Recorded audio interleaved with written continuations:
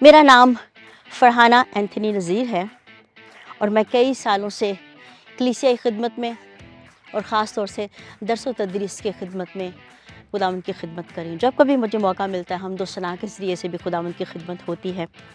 آج میں اس موقع پر یہ ضرور دیکھ رہی ہوں کہ انسان کی سب سے بڑی خواہش کیا ہے؟ ہمیشہ سے بہت اونچا اڑنا۔ اسکائی سائیکلنگ ایک ایسا ایڈونچر ہے جس میں انسان اپنی خواب کو پورا کر سکتا ہے، یعنی کہ وہ اڑ سکتا ہے۔ لیکن کیا وہ پنچھیوں کی طرح اڑ سکتا ہے جو اپنے پنکھ پھیلا سکتے ہیں اور بے خوف ہیں؟ انسان کی فلائٹ یا فلائی کیسے ہے؟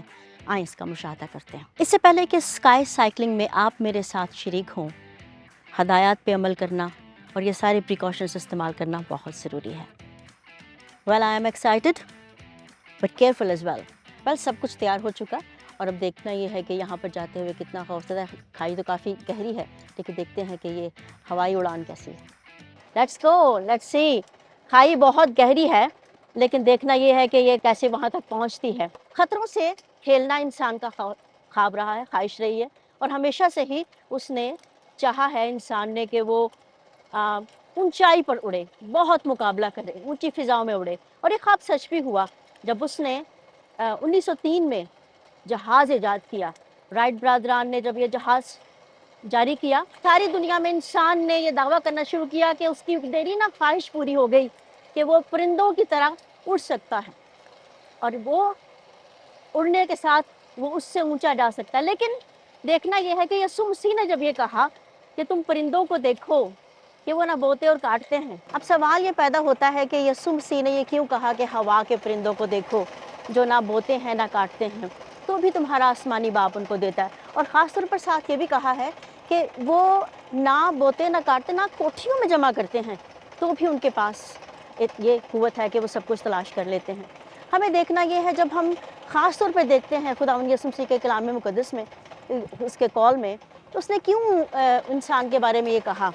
دراصل خداوند ان لوگوں سے مخاطب تھا جو لوگ خوفزدہ ہوتے ہیں اور سمجھتے ہیں کہ شاید ان کی قدر بہت کم ہے، بہت لوگوں سے کم ہے، اور خداوند ان کو یہ مشاہدہ کرواتا ہے کہ آنکھ اٹھا کر دیکھو اور دیکھو کہ یہ پرندے کس قدر مضبوط ہیں۔ ہمیں یہ دیکھنے کی ضرورت ہے کہ آخر پرندے کے اندر کیا مشاہدہ ہے۔ پہلی بات یہ ہے کہ پرندہ اس کا مشاہدہ کرنا اور اس کی طاقت بہت زیادہ ہوتی ہے۔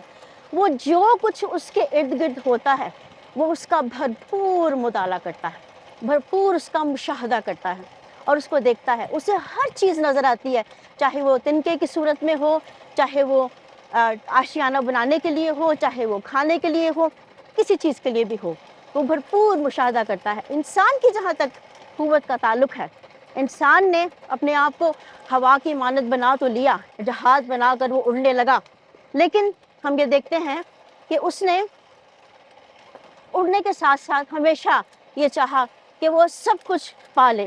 تو اس کے ساتھ ہم یہ دیکھتے ہیں کہ جب خداوند یسوع مسیح نے ان لوگوں کی بات کی تو لوگ مقابلہ کرتے ہوئے پر پرندے کا اپنے لیے سب کچھ بنا تو لیتے ہیں، لیکن وہ یہ بھول جاتے ہیں کہ پرندوں کو نہ بونے کی قوت بخشی گئی ہے اور نہ ہی وہ کاٹتے ہیں، لیکن انسان کے پاس یہ دونوں طاقتیں موجود ہیں۔ اور اگر وہ سب کچھ پاتے ہوئے بھی خداوند پر بھروسہ نہ کرے تو یہ اس کی کمزوری کی بات ہے یا وہ خدا کی قدرت سے ناواقف ہے۔ انسان اس نے بلندی کی پرواز کرنا شروع کی تو اس نے سوال کرنے شروع کر دیے کہ وہ چاند پر تو پہنچ گیا ہے لیکن کیا خدا موجود ہے یا نہیں ہے؟ لیکن ایسی صورت میں ہمیں یہ دیکھنے کی ضرورت ہے کہ ہم اس پر بھروسہ کریں کہ خداوند سب کچھ مہیا کر سکتا ہے۔ چلیں جی، ہماری رائڈ تو پوری ہوئی، لیکن یہ سب دیکھنے کے بعد میں نے یہ اندازہ لگایا کہ انسان کا پرندوں کی طرح اڑنا آسان نہیں۔ خواہش اس کی ضرور ہے کہ وہ پرندوں کی طرح اڑے، لیکن جس طور سے وہ بے خوف ہوتا ہے انسان نہیں ہو سکتا۔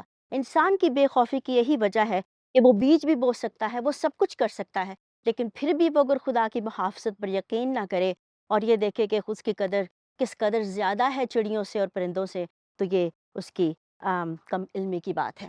آخری بات، یہ پیغام ان لوگوں کے لیے بھی ہے جو اختیار کے اور بے شمار دنیا کے بوجھ کے نیچے یہ دب جاتے ہیں اور یہ کہتے ہیں کہ نہ انہیں بونے دیا جاتا ہے نہ ہی انہیں کاٹنے دیا جاتا ہے۔ یقین رکھیں کہ خداوند ان کا بھی محافظ ہے۔ اگر آپ چاہتے ہیں کہ ایسے سرگرمیوں پہ اور زیادہ لوگ شامل ہوں تو ہمیں ایسے تھیولوجین کی اور ایسے پرستاروں کی اور ایسے لوگوں سے متعارف کروائیے جو اس پروگرام کا حصہ ہو سکتے ہیں۔